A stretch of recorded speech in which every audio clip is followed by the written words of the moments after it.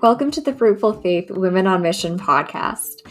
This podcast is created for purpose-driven women just like you who crave more. On the Fruitful Faith podcast, you can expect Christ-centered conversations that will help you to cultivate a life that you and He love.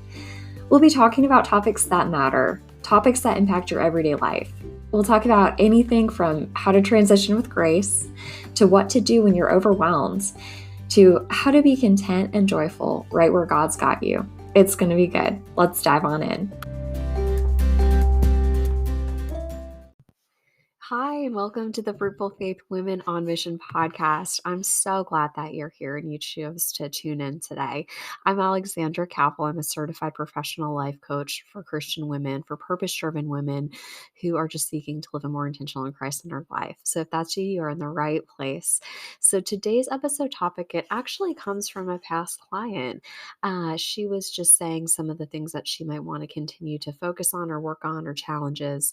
And I just thought this topic was really timely and relevant and could apply to so many of us. So thought we would share it and talk on it today. And it is the idea of how do we keep up with our health? Specifically thinking through why is it so easy for us to prioritize our health last? So that's what we're going to be talking about. That's what we're going to be digging into. But before I go into that, just want to let you know, I'll include it in the show notes if you're interested. But we have another topic on health in our goal setting series. And so I'll link that too. That has some great, amazing content in it. One of my favorite parts of that episode is there's so much scripture that I've included in it to connect to what the Bible says about health. And sometimes just hearing that and knowing that, hey, it's actually an important focus for us and God speaks about it, that can really change things. So I'll include that if you want to listen to it too. It's just like most of our episodes is brief. I would highly encourage you to check that out too if you'd like. All right, so with no further ado, let's dig in. All right, so thinking about, it being a new year, we're at the start of 2022. It's not a surprise that health is on many of our minds, right? Thinking about resolutions and wanting to do new things, just having maybe indulging a little bit extra around the holidays. We just kind of feel blah to a certain extent and want a fresh start, restart, cleanse, if you will. So for lots of us, I know health can be one of those things that we can take for granted. It might not be a priority, or we might tend to repeatedly find health going to the bottom of our to-do list. It's something we might take for granted until it's not able to be, right? It's something that we might have great intentions for or plans for, or just get excited thinking about change, but our follow through might look a little bit lackluster. So, if any of this sounds familiar to you, I just hope and pray that today is going to offer breakthrough for these areas. So, let's get started. So, as we think about health, if you don't already, what I love to do is encourage you to grab a notebook and a pen, or just open your phone notes app and kind of write some of these things.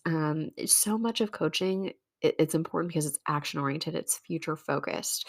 So we want to make sure that you're not only listening and getting information, but you're doing something about it today, right? Okay, so question for you is, how would you rate your health on a 1 to 10 scale, 1 being extremely poor, 10 being the model of health? Where would you put yourself on that?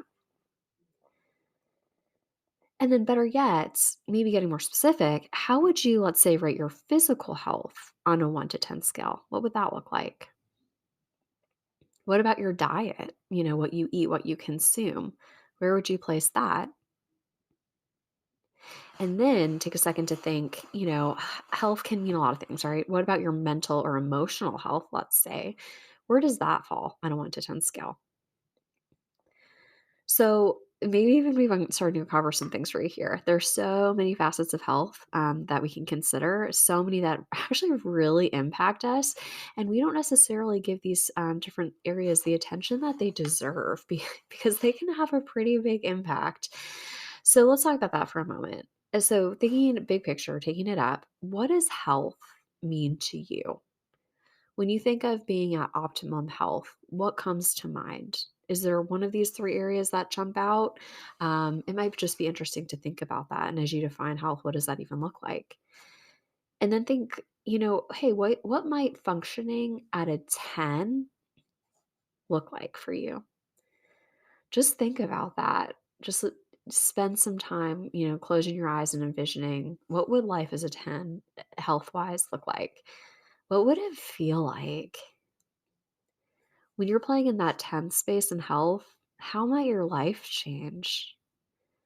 How might optimum health allow you to excel more than ever before? So, going back to, Psychology 101, if you ever took a course in back in the day in college or whatnot, you might have heard of Maslow's hierarchy of needs. And so, real quick refresh on that. There's a pyramid. You might want to look it up if you're not familiar, or even as a refresher, where there's a pyramid and five different levels here. The base level is physiological. So, thinking of, sleep, food, things like that. Then the next level is safety and security. And then the third level up is having a sense of love and belonging. After that is self esteem. And at the very top of the pyramid is self actualization. So, living out your purpose, all of that good stuff. So, in a nutshell, to be able to get to the pinnacle or the peak, we really need to have these other areas taken care of. We can't reach self actualization with a really crummy, let's say, self esteem or physical health. So, all of this to say, we might be taking our health for granted, but it is, if we really want to get to some good stuff, it's so critical to address the physiological to realize these other things. Even think about, really simple example when you're sick. Maybe you've had the flu before and you just are knocked out, right? Like things that you wanted to do or seem so important, they're just not within reach or not possible. There's nothing else that matters or that you can do to the level you might want to until you're recovered. And I hate to say it, but like even thinking about a scary diagnosis, something that just snaps life into perspective, suddenly the things that might have worried you or seem really scary begin to feel small and insignificant. So, all that to say, let's just take a minute to think bigger here, guys, and really give our bodies, our minds, our spirit the attention that they need and they deserve because it matters. So, there are a few ways as we dig into practically how to do this, a few ways to approach. So, thinking about, is there a big goal? Sometimes people are motivated from that perspective. Is there something really big? I don't know, like a half marathon or something that you would love to accomplish? And that would really help kind of get you focused and get you going. Or maybe another approach too could be like, is there a rhythm that you would like to establish? So maybe it's just more about being consistent over small things, like saying, I'd love to go for a walk in the evening whenever I can. Thinking about rhythms, that might be something else, a way to approach it too. It's kind of whatever you prefer. So, as we think about, we'll kind of go into fitness, health, diet, mental health, a little bit of each to really in hopes of getting you jump started and just re engaging in health in a more intentional and driven way. So, as we think of fitness, so take a second to think if this is an area where you feel like you're struggling, what feels hard here? What's tough about thinking fitness? And then, like, take a sec to think, what if it wasn't hard? What if it wasn't hard? What would need to change for fitness to become less of an issue or challenge? What would need to change? Maybe it's, maybe it's what thought patterns, you need to change. Maybe it's limiting beliefs that it's time to let go of. What needs to change or what even practically needs to change if it's not, a belief. Maybe it's your routine. Maybe it's using your time differently, moving your body in the middle of the day instead of expecting to do it at the end. Just getting creative here and really assessing what is going on. Where I'm at right now, in case it's helpful, is my goal. I'm pregnant with number 2. I have a sweet, sweet 14-month-old, and we're expecting number 2 in a couple months. So excited. But I love one of the YouTube videos I'll watch is she just always talks about how her remembering when we're pregnant or fitness goals, it's not necessarily about us. It's about having a healthy baby and healthy body. And we'll go back to those goals later, but right now this is where we're at. And so maybe even thinking, how might you need to think of your goals differently based on where you're at? right? Maybe that's a part of it. So for me, I'm just at a place where I want to move my body. I'm trying at least 5 days a week. I maybe that sounds like a lot. And honestly, I probably tend to work out more when I'm pregnant than when I'm not because I just feel so much better when I do it.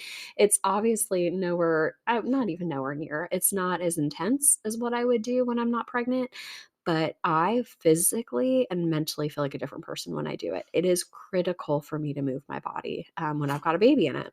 So that looks like doing a YouTube video, very short, guys, like maybe 20 minutes. It does not take a lot, or walk. That is what I'm doing right now. So it's just more about for me an intention to move my body, right? It's not about a number, it's not about how long I do it. It's just moving my body 5 days a week. So I'd encourage you to not focus. Here's another idea I've heard. Don't focus on how you feel before the workout and how, maybe you rather not do it. Spend time focused on how you are going to feel after you move your body. Let that drive you. So hopefully there was something there that really stuck out. And then thinking about making it happen, maybe you need to plan the beginning of the week or the day, what you're going to do. Um, Maybe you want to get specific around what workout you're going to do each day. Maybe specifics is important here. What days are you going to walk? Or, get outside, run, go to the gym. What days are you going to do something at home? Just think about what needs to change here for you. And then, of course, like thinking about tag teaming it. 90% of the time when I'm walking, it's a family walk. I'm going with my daughter and my husband. And that really helps when you're not doing it alone. Maybe it's going with friends too. I will grab my stroller and my baby and we'll go for a walk with friends a lot. And that's a really neat thing. Maybe you want to do something with a group and that's what motivates you. Just listen to what you need and then do the thing. Okay, health diet. Maybe that's another area where you're really struggling, is food. No, I just feel like I'm supposed to speak this hopefully into you. Hopefully, it speaks to one of you listeners. Know that you are capable of growth here. This is not impossible for you. It is doable and it can be simpler than you think. So I just want to encourage whoever needs to hear that today. Know that, yeah, sure, it's an investment of time, but it's going to pay off in so many areas. And it just might be the most productive, helpful thing that you do, and gives you freedom and so much when you pay attention to this space. So there you go. A couple things here, for health, meal planning. So I'm kind of from the camp, and I know everyone's different. I'm from the everything in moderation place. So I don't like to limit anything and just think about portion sizes, things like that. And then going out instead of doing it every night, right? Like doing it maybe once or twice a week. We love to grocery list in our home every week, or love to grocery list. We love to meal plan in our home and then make a grocery list based on that meal plan. And then actually like writing out options like, hey, maybe this day we're gonna make this meal, and this meal. So you know what's when. Or if that feels like too much, just even like what we did last week was putting a post-it note of different meal and snack ideas and lunch ideas on our fridge. So we could just say, hey, here's what's in our fridge, here's what we can make, and then what are we going to do? So that actually saved us an entire week of grocery shopping, just literally shopping the fridge and then writing out the meals that we have based on what we have in our fridge and freezer. And then something else that I had heard was someone even meal plans once a month. I don't know about you, but when it gets time to meal plan, I can get personally in a little cranky state of mind. I don't really enjoy it, but I do it because I know it matters and it really helps our weeks. But something that I've really heard that we need to try personally in our home, haven't yet, but heard is great, is doing meal planning once a month. So, really, that's going to give you variety. You don't have to, you're literally only meal planning 12 times a year when you do this. Doesn't that sound brilliant? And just getting it one and done. And so maybe that's something you think about.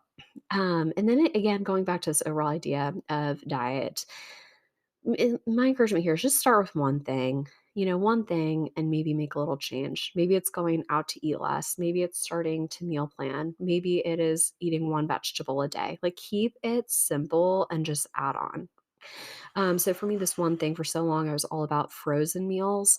They're fast, they're easy. don't personally love cooking. I wish I did. And I would eat them for at least 1 out of the 3 meals a day. It was constant, and my health was declining in my early to mid-20s, I believe, because of this habit. I would constantly get migraines. I would feel bad all the time, desperately needed a change, and really part of that was just eating more whole foods. So think about what is one change that you need to make in regards to your diet and just start there. It can be so much simpler than you think it is. Okay, and last but not least, your mental health. So think about here for a minute. What do you need to elevate your mental health? What's important here? Is it more time with the Lord?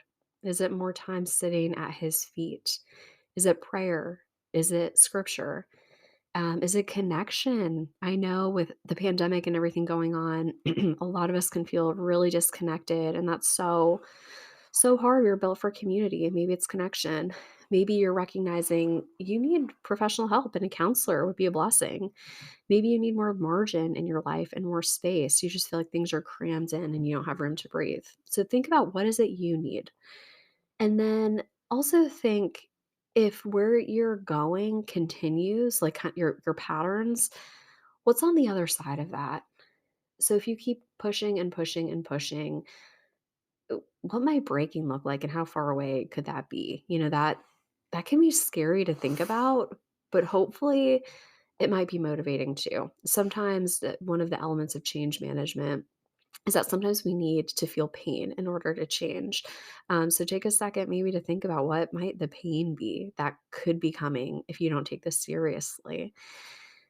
And then think about like what would it take to make your mental health a priority?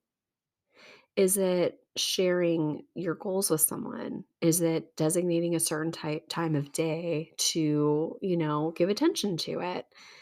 And, thinking about the positive, right? If you address this, if you nurture this, then what? What may be on the other side of tending to your mental health? And let that energize you. It's really exciting to think about. And then, big picture here is thinking about your health, whether it be mental health, physical health, diet. What if you made health a priority for just one day? One day, what if health was the most important thing behind the Lord, of course? What if that happened? What if, let's just say even a half day, that was your number one on your list. So maybe start there and then think about what if it was a priority for a week, and then maybe eventually it's going to find itself in your life that to the level of importance that it needs to be.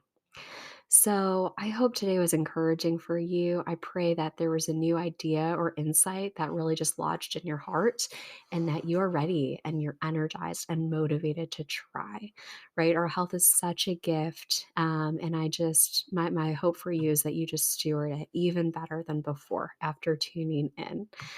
All right, guys. Well, I can't wait till next time and just hope you have a blessed rest of your week ahead. Thanks so much again for tuning into today's episode. One quick other fun little update for you. So, if you'll take 2 minutes to leave us a rating and review for this podcast anytime by end of day Monday, January 31st, I would love to enter you in a giveaway for our workbook. On February 1st, I'll make a note to randomly select one of the latest reviews, and I'm going to get you a complimentary copy of the From Overwhelmed to Overjoyed monthly faith based workbook.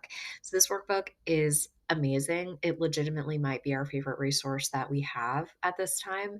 Of course, outside of one on one coaching through GSCC, it covers topics like focus, prioritization, identity in Christ, purpose, consistency, so much good stuff. So I'll share about the workbook in a second, but if you haven't heard about it and want to know what you'll be getting, but just a sample review in case it's helpful to hear, like, what would I even write about? Just what you love about the podcast. Someone had written, love this podcast for its practical and motivating advice. I finish every episode with a simple task to move forward on my goals. I always think of several people I can share the episodes with. It's one of my favorites to get motivated and back on track with my goals. So something like that would be amazing. So here's how you leave a review. Super simple, just 3 steps. All you would have to do is search for the Fruitful Faith Women on Mission podcast on your podcast app.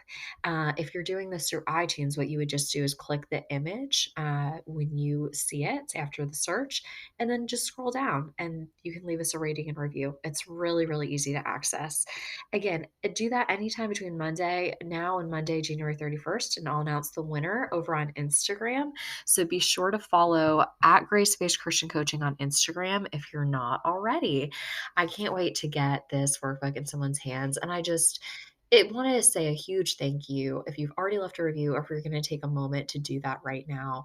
It means so much, and it just lets me know that you are in tune and engaged with this, and this is valuable to you. And when you leave more reviews, it helps other people find the podcast, and is just an encouragement to keep going with this area if this is something that you love and find valuable. So thank you seriously from the bottom of my heart for taking a moment to do that. It really would be an amazing, amazing gift. And as promised, okay, so the workbook, if you're interested in hearing more about, well, what is this? So this is for the woman who's all about being intentional and setting goals, but life can catch up to her. There's so much on her plate, it maybe can feel incredibly overwhelming. If you're feeling like you have a full life, you are maxed out, you're going to want this. And if it feels easy to let the important stuff fall to the side, if you feel like you're getting consumed by whatever is most pressing on your to-do list, this resource is going to be one of the best for you to have in 2022. It's kind of like having a one-on-one coach, but in a really super simple way. So if you want to get further faster and are noticing that what you're doing just it's not working, this is a great way to get jump started and cut through the clutter so that you can focus, you can prioritize what matters most. And this sounds like this is exactly what you need. You don't want to wait for the giveaway and you just know you need to get your hands on this. Head to gracebaskedchristiancoaching.com/workbook and you can read more about it there and request your copy.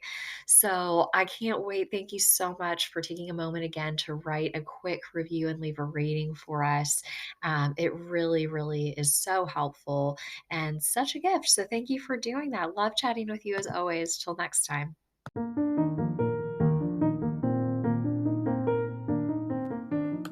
Thanks for tuning into this episode of the Fruitful Faith Women on Mission podcast. If you love this episode, I would love for you to subscribe. New episodes will automatically show up on your phone when you subscribe. It's super convenient and you'll make sure you never miss a thing. So excited to share more with you soon.